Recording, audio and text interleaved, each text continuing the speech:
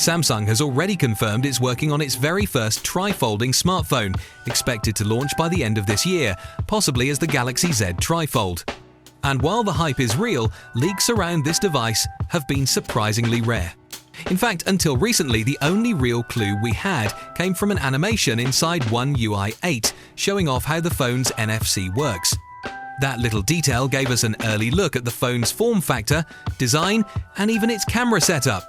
But now, we've got something new, and this one gives us a much clearer picture of what Samsung is cooking up. On X, Tech Highest has shared 3 videos that appear to be official Samsung animations, and they confirm some important hardware features.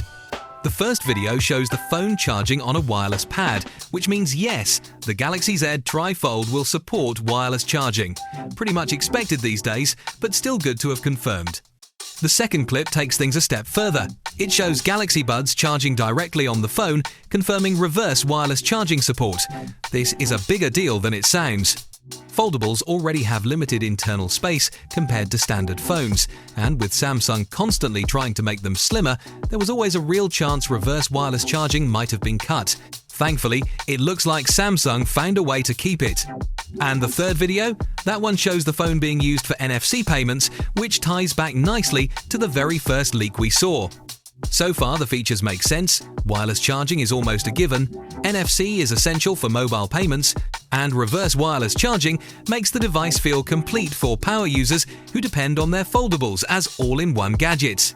Outside of this, the only other thing we've seen recently is a demo of the Galaxy Z TriFold's multitasking capabilities, which honestly looks promising, but that's about it for now.